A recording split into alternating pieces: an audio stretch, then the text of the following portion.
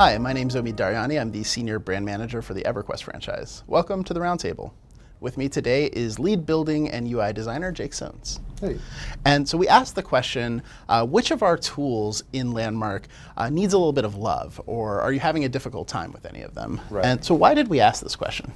Well, like in the team internally, like we don't really have like a good outside view because we've been so focused on everything internally. We don't know where the player base is at. So we need, every once in a while we like to ask these questions and take a poll and see if there's any glaring errors that we're missing or we're overlooking. Just basically making sure that because we're so used to using tools in so many different iterations of them, that we don't miss anything. Exactly. And so what did the poll say? Like, what did you take away from that? I was shocked at how even everything was. I thought for sure somebody's going to be like, you guys missed this one thing right here. I can't believe you screwed this up. But no, everybody's like pretty happy with what, everybody has like feedback of where things are, but it's not laser focused on one thing. It's kind of spread out across anything, which is really good. Right, and that, I mean, it's to say like we're really looking to see if one of the tools needed more work than the others, right?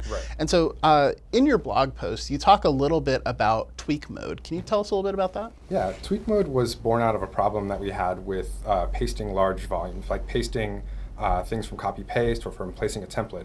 And the issue is that in 3D space, it's really difficult to tell where exactly the thing that you're placing is going to be because it's attached to your mouse cursor. And as your mouse cursor moves around the 3D world, you can't get a good sense of Yeah, you can't look around the sides and things like that. That's precisely the problem, is you can't look around the sides. So the only way to do that was to detach the preview from the mouse cursor. So that's what we do. When you hold down Shift and click, the preview cursor will stay in the world at its current location. And then you can rotate around it and inspect exactly where everything is, and then you can adjust it. When you do that, you have the same translate handles that you have on the prop tool.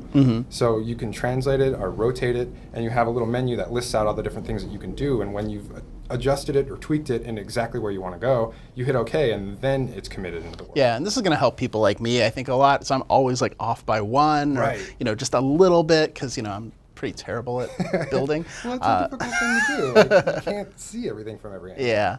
Yeah. And so one of the other things I noticed a lot, and not just on the roundtable question, but everywhere we see it, is a request for more tools. Specifically, one that was asked for, or is asked for a lot, is the cylinder tool. Yeah. And so where are we on that? What do we think about that? We actually have kind of an internal debate on the team right now, where there's a camp that really wants a cylinder tool, and there's a camp that says, we've got all the tools that you can use to make a cylinder. Why do we need to add more? Because it is kind of a slippery slope. As we add the cylinder tool, then what's to stop us from adding, 4 or 5 other tools? Yeah, hexagon tool. Right, exactly. We don't want to overwhelm you with things that you have the ability to do already. So on the other hand, we don't want it to take too many steps to create a cylinder. Like if someone's new to the game and they don't know how to use all these different tools in conjunction with each other, they might not find a cylinder.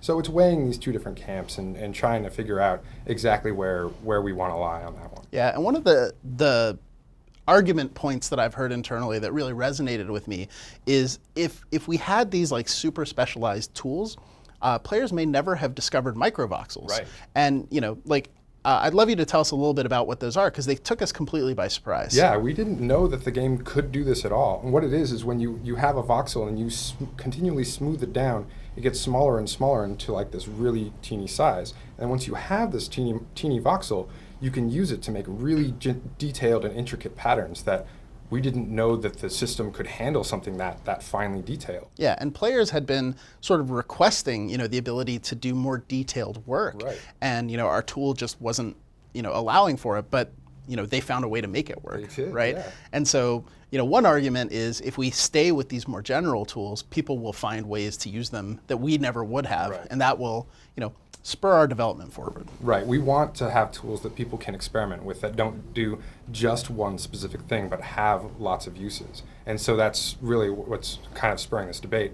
And like you said, we love that people are playing around with these, and the things that they're discovering are just seriously blowing our minds. Yeah. And so what's next for the building and UI team? What are you guys working on in the short term? Well, in the short term, we're going to continue to look at all the tools that we have and continue to polish them and focus on each one tool at a time and make iterations on those until they're super easy to use and flawless. And from there, we're just going to listen to the community and see what they're saying about that and which direction they want to go.